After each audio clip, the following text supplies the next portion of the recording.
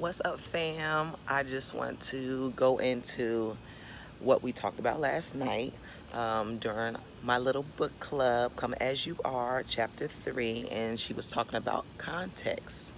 So I'm going to read a little something and then I'm going to go into what I went through and how this chapter has changed my life. Dr. Emily Nagoski says desirable, pleasurable, and sexually relevant are not always the same thing. Your brain can enjoy something without eagerness for more. It can expect that a kind of stimulation will lead to sex. And expecting may activate desire and movement towards, but it may also activate dread, movement away. Depending on the context, your brain can even be eager for something without participating, without particularly enjoying it. Expecting, eagerness, and enjoying are context dependent. So if it is activated by stress and attachment issues, then sexually relevant stimuli may not be perceived as sexy at all. So I'm gonna go. Got married. I was all for having sex because we didn't see each other all the time. And so when we did see each other, I was looking forward to being with him intimately.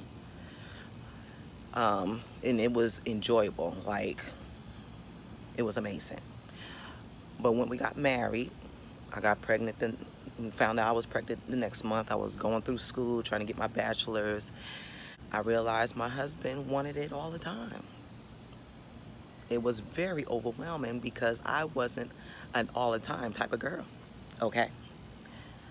So that really discouraged me to want some, to enjoy it, to look forward to it. I went through years of wondering, what can I do better to please him? Which was a no-no because I needed to be pleased too. But I didn't want to be pleased with sex if it caused frustration in him and in me. My husband would have tantrums when I would say, no, I don't want none. So my resolution for that was, let me just bend over and he can get some and I can go to sleep. Or let me just fake it so he will be okay.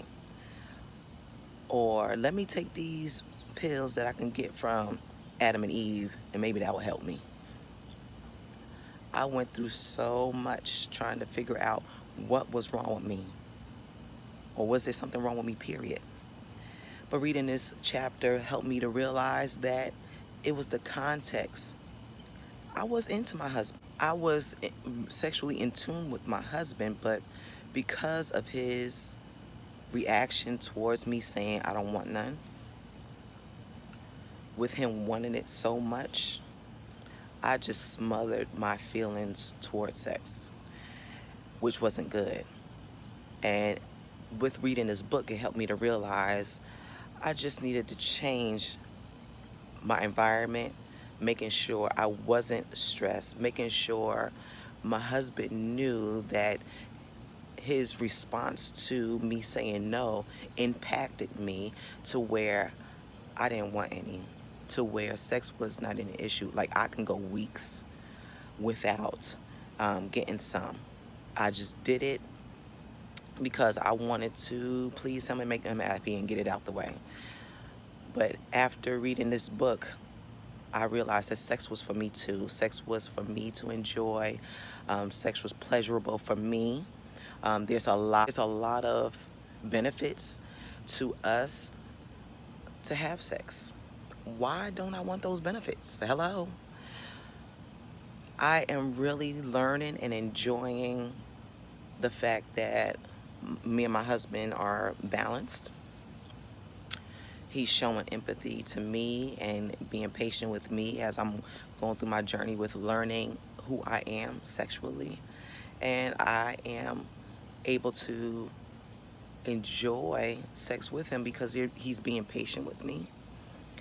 He is not pushing me. He's not asking for a lot. And he's taking his time with me. And I feel like that's what I needed. But I didn't know how to express that. I didn't know how to communicate that with him because I didn't know what I was going through. I thought something was wrong with me as to why I didn't want none. But now I know that I need to make sure my atmosphere, my context um, is set up in the right way so I can enjoy it and I can be ready for it. I'm learning how to initiate because that's what my husband enjoys, and I'm learning how to enjoy it for myself. I'm not doing it just for him anymore, and I thank God for the revelation, um, and I'm putting it to work. That's what I got to do better. Sex is for me, and sex is for you. Those who feel like they are low desire um, individuals, sex is for you too to enjoy. You don't have to do it 3 times a week. You don't have to do it every day. Even if you do it once a week, as long as you and your husband are enjoying it, that's all that matters. So I just want y'all to, you know, learn what your context is. Learn what's enjoyable for you so you can be in tuned intimately with your spouse. Don't smother it down. Don't push it aside. Don't continue to say no. Explore what's for you so you and your husband can enjoy sex. Love you guys. I will see you next Sunday on my IG Live, Marriage Uncut 101. I will see you next Sunday at 8. See you soon. Peace.